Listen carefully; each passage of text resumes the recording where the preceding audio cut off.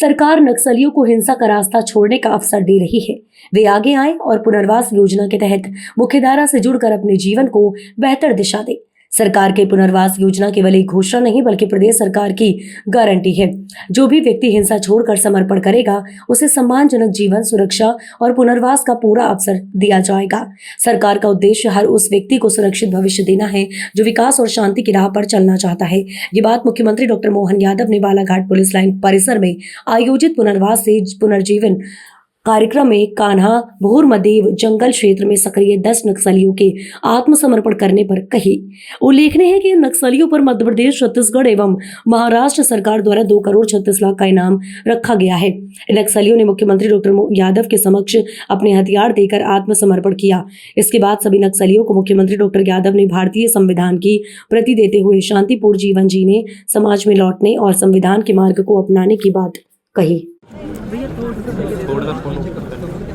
आज हमारी बालाघाट शहीद टास्क फोर्स और पूरा नक्सल विरोधी अभियान की सफलता का बहुत बड़ा दिन है। मेरी अपनी ओर से यशस्वी प्रधानमंत्री श्रीमान नरेंद्र मोदी जी, माननीय गृह मंत्री जी के उस आह्वान के लिए आज हमारी पुलिस ने बड़ा काम किया है, जिनमें डेडलाइन दी कि 2026 जनवरी तक हर हालत में या तो नक्सलवादी सरेंडर करें या उनको हम मैदान से समाप्त करेंगे।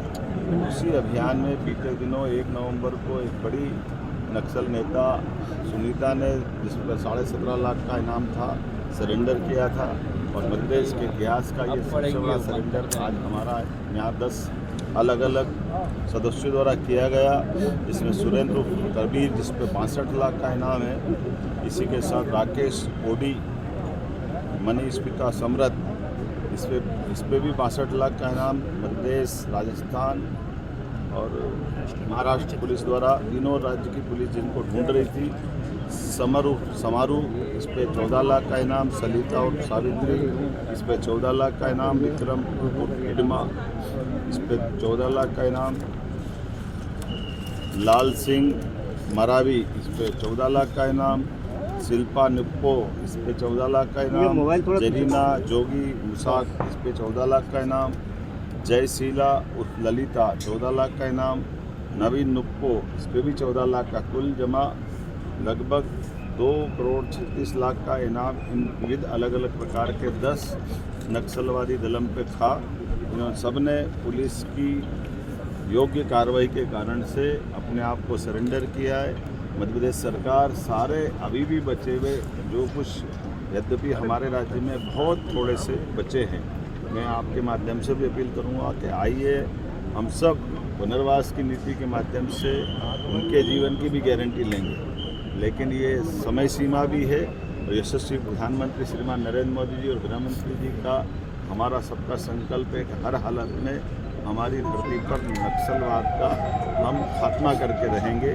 तो मैं एक बार फिर आज बालाघाट के सारे पुलिस अधिकारियों को, सभी प्रकार के हमारे वरिष्ठ अधिकारियों को, पुलिस जवानों को, सरकार के माध्यम से हम सभी प्रकार के अभियान चलाने के लगातार सतत रूप से उसकी चिंता भी कर रहे हैं और कई कारणों से जनता की जन कल्याणकारी योजनाओं के लिए भी नीचे तक उतारते हुए। एक और ख़ास बात, हमारे राज्य के अंदर आज भी जिन्होंने समर्पण किया है ये हमारे दबाव के कारण हुआ है और इसमें से अधिकांश लोग हमारे गैर मध्य प्रदेश के हैं, लेकिन हमारे राज्य के अंदर हम किसी प्रकार की गतिविधि नहीं चलने देंगे, ये उसका परिणाम।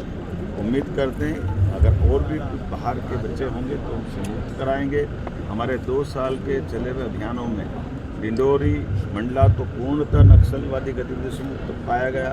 आज के बाद हमारा ये बालाघाट का भी करीब पूरा हिस्सा और खास करके कान्हा बांधवगढ़, ये जो हमारे टाइगर अभयारण्य हैं, इनके अंदर जो संभावना रहती थी वो भी शून्य हुई है।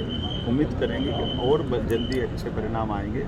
एक बार फिर मेरी अपनी ओर से सभी अधिकारियों को बधाई। सर, छत्तीसगढ़ की क्या नक्सलवाद को लेकर देखिए, हमारे राज्य के निकटवर्ती राज्यों के मुख्यमंत्री से तो मिलना ही है लगातार, लेकिन ये एक समेकित अभियान चल रहा है जो केवल देश का छत्तीसगढ़ से नहीं है, महाराष्ट्र का भी है, आसपास के सारे राज्यों में जहाँ जहाँ नक्सलवादी समस्या है, माननीय प्रधानमंत्री, माननीय गृह मंत्री के नेतृत्व में समेकित रूप से हम हर जगह नक्सलवादियों के खिलाफ पूरी ताकत से भी लगे और जो मैदान में आता है और मैदान में लड़ना चाहता है उसका मैदान में खात्मा करते हैं और जो आके सरेंडर करता है उसके जीवन की गारंटी लेके उसका पुनर्वास कराते हैं। सर क्या अपील करना चाहते पॉलिसी है, उसी पे हम चलते हैं। सर क्या अपील करना चाहते हैं जो बचे हुए नक्सली हैं? अपील पहले दोहराई ना मैंने, फिर दोबारा दोहरा देता हूँ। जो हमारे साथ आकर के हथियार का समर्पण करना चाहता है तो उसकी जीवन की गारंटी हमारे द्वारा ली जा रही है। उसके जीवन के पुनर्वास को लेकर के सभी प्रकार के आजीविका के लिए जुड़े हुए जो ज़रूरत होगी वहाँ भी मदद करेंगे। मकान से लगा करके बाकी चीज़ों की चिंता करेंगे। इनाम भी देने वाले हैं और उसी के अलावा भी और कहीं कोई किसी प्रकार का कष्ट होगा उसमें भी हम खड़े हैं। लेकिन हथियार उठा करके जो संघर्ष की इच्छा रखते हैं उनसे हम दबने वाले नहीं, उनको ठिकाने लगते हैं। सर एक वनकर्मी की भी भूमिका